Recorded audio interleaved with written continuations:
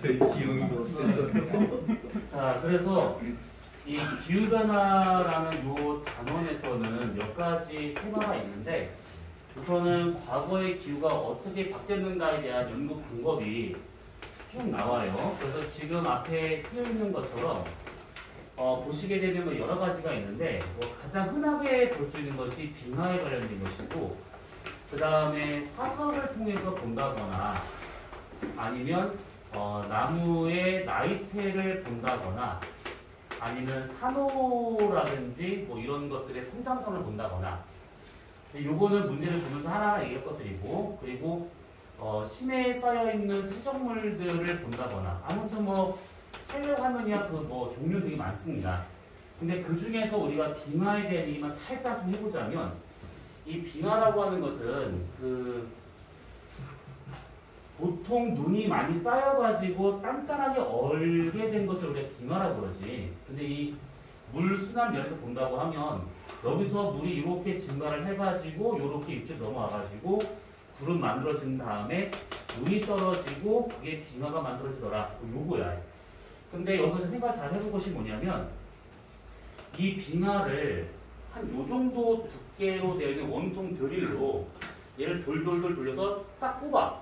그러면 보통은 이렇게 원기둥의 형태로 해서 이게 쭉 샘플이 나오게 되는 것인데 여기 안에 공기 방울이 이렇게 갇혀 있어요. 이 공기 방울이 갇혀 있었을 때 이 공기 방울에 있는 성분을 보면 당시 대기의 성분이 여기에 잡혀 있는 거기 때문에 당시 기후가 어땠는가를 대략 파악할 수 있는데 여기서 이제 성분 중에 어떤 걸 보는 거냐면 온실기체가 많은가 적은가 이걸 보는 겁니다. 온실기체라고 하게 되면 대표적인 것이 수증기라든지 아니면 이산화탄소라든지 아니면 메테인이라든지 뭐 이런 것들을 본다라고 생각해야겠지. 프레온가스 같은 것도 이제 어떻게 보면 온실기체인데 그것은 그 인위적으로 만든 기체이기 때문에 자연 상태에서 나타날 수 있는 기체는 한 요 정도다라고 보시면 돼요. 특히 이산화탄소가 얼마만큼 있냐에 따라서 당시 기온이 어떤 걸 판단할 수 있다. 이 얘기고 그 다음에 이게 첫 번째 성분을 분석한다거나 두 번째 산소 동위원소를 이용하는 경우가 있는데 여기 안에 들어있는 물 분자 H2O를 본다고 치면 이 O가 뒤에 붙어있는 이 산소가 16O로 되어 있거나 18O로 되어 있거나 둘 중에 하나 되어 있어요. 그러면 얘네들이 지금 봤을 때 같은 산소인데 앞에 숫자가 다르다라고 하는 것은 갖고 있는 중성자 숫자가 달라서 원자의 질량이 다르다라고 볼 수가 있는 것이지. 그러면 얘로 되어 있는 물 분자나 얘로 되어 있는 물 분자 중에서 여기에 많이 있을 거라고. 근데 만약에 이것이 지금처럼 따뜻한 시기인 간빙기래. 그러면 16호로 되어 있든 18호로 되어 있든 간에 그냥 막 증발을 해. 그래서 여기 바닷속에 남아있는 것은 16호로 되어 있는 물 분자나 18호로 되어 있는 물 분자나 거의 비율이 비슷하더라고 볼 수가 있는 것이고 얘가 이렇게 와서 만든 빙하다 보니까 확실히 여기서도 16호라든지 18호의 비율이 거의 비슷하더라라고 볼 수가 있는 것이야. 그런데 간빙기가 되면, 빙하기가 되면 확실히 물이 증발된 양이 줄어들게 돼. 그렇다면 무거운 거, 가벼운 걸로 되어 있는 물 분자 중에서 확실히 가벼운 게 더 많이 나가버리게 되기 때문에 바닷물에 남아있는 것은 가격이 많이 나왔다 보니까 무거운 물 분자 위주로 많이 남아있을 거다라고 봐야겠지. 가벼운 게 빠져나갔으니까. 그러면 여기 남아있는 것은 18호가 좀 많이 남아있을 것이고 그것이 와가지고 이렇게 된 거다 보니까 가벼운 물 분자가 와서 쌓인 거다 보니까 이때 빙하를 만드는 물 분자는 아무래도 가벼운 애들 위주로 되어 있을 것이다. 이렇게 볼 수가 있는 것이다. 그래서 간빙기 때는 여기나 여기나 둘의 비율이 거의 비슷하기 때문에 상관이 없는데 빙하기가 되면 증발될 때 가벼운 게 많이 나가다 보니까 남아있는 것은 무거운 거. 가벼운 게 나와서 만든 빙하다 보니까 대륙 빙하를 구성하고 있는 물 분자는 가벼운 거로 되어 있다. 이 얘기지. 그러면 여기에서는 어떤 식으로 묻는 거냐면 16호분의 18호를 묻거나 아니면 18호분의 16호를 묻거나 이 비율이 누가 더 크냐 작냐 이런 식으로 묻는 거니까 결과적으로 여기는 16이 작고 여기 16이 많다 이렇게 말고 있으면 문제들이 어렵진 않을 겁니다. 이것이. 자 그러면 지금 여기 나와 있는 내용은 다 그런 내용들이야. 그래서 1번이나 3번이나 다 지금 보시게 되면 이런 식으로 이렇게 지금 나무 날개가 어떻다느니 뭐 이런 얘기 좀 쭉 나온 게 있습니다. 이런 식으로. 자, 그래서 우선은 기후를 연구할 수 있는 방법에 대한 것이 이런 식으로 몇 가지가 소개되고 있다라고 볼 수가 있는 것이고, 그 다음에 두 번째는 뭐냐면, 여기 첫 번째다라고 치려고 하면, 두 번째는 이 기후를 바꿀 수 있는 원인이 무엇인가, 이것인데 크게 두 가지로 나눠볼 수가 있어요. 하나는 지구 내부에서 발생할 수 있는 내적 요인하고, 그 다음에 지구 외부에서 발생할 수 있는 외적 요인이 두 가지가 있는데, 내적 요인과 같은 경우에는 뭐 대표적인 것이 대기의 투명도가 달라질 경우.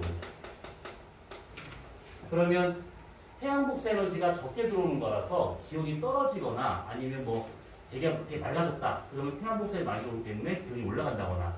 아무튼 이런 대기 투명도하고 상관있는 것인데, 대표적인 것이 화산 분화와 같은 거에 의해서 얘가 많이 달라지죠. 그 다음에 수력 분포, 바다와 육지의 분포가 달라지게 되면 기후가 바뀔 수 있는 것이고, 뭐 이거 말고 지면의 상태가 바뀐다거나, 지면의 상태가 바뀐다라고 하는 것은 똑같이 태양복사 에너지가 들어왔는데 누가 더 많이 반사시킬 수 있는 것인가 또는 흡수할 수 있을 것인가의 이 비율 차이라고 생각하시면 돼요. 그래서 대표적인 게 만약에 얼음으로 덮여 있다. 그럼 흰색이기 때문에 태양복사 에너지의 반사율이 상당히 높을 거라고 한 90% 됩니다. 그리고 사막과 같은 경우에는 아무래도 요런 색깔이잖아. 땅 색깔. 그래서 한 반사율이 한 40% 정도 되고 있는 것이고. 근데 아스팔트는 더 안 되지 않나요? 아스팔트는 5% 미만이 되고 있는 것이고 까만색이기 때문에. 그래서 이 반사율이 높다라고 하는 것은 반대로 흡수율이 높다라고 이렇게 볼 수 있는 거라서 이 지면 상태에 따라서 달라질 수 있더라라는 겁니다. 그 다음에 요거는 간단해. 근데 지구 외적 요인이 있지.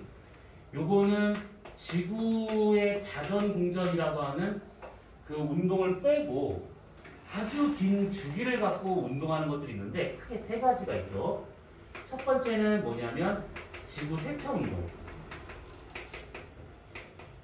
지구의 기울어진 방향 변화를 말하고 있는 것이지.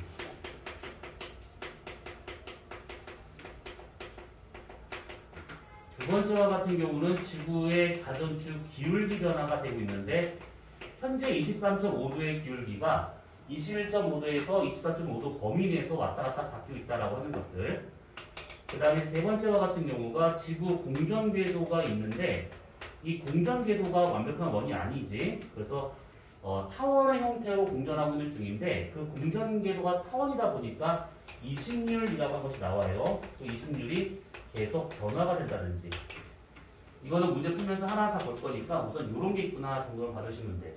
이따가 설명할 때 어떤 걸 중점적으로 봐야 되는 거냐면 얘네들이 어떻게 바뀌어야 연교차가 커지는가 요거를 잘 보셔야 됩니다. 연교차가 커지는 방향이 어떤 요인이었을 때 여름이 더 뜨겁고 겨울이 더 추울 것인가 요걸 좀 중점적으로 볼 필요가 있습니다. 이따가 볼 겁니다. 보면서.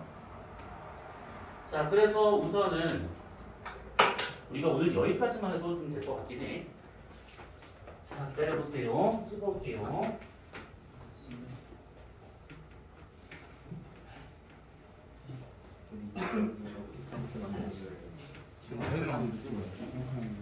진짜 뭐그래요?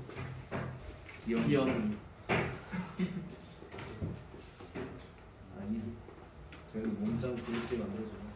기영 걸리기. 우리가 그리고 녹화되고 있어.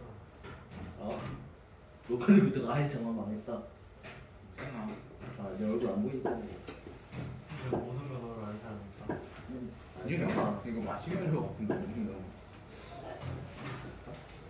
진짜 죽는 거 가까이. 야, 갔다가 그림을 일주일 해줘야 보여줄까? 되는 거 아니야? 어? 그림을 더 해줄까?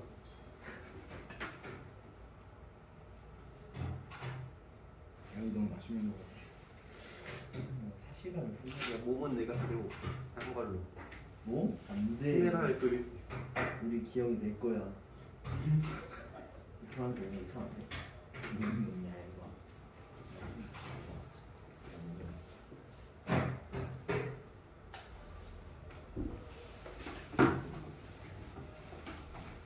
오 하나다. 우와, 두껍다. 숫대가 좀 그렇게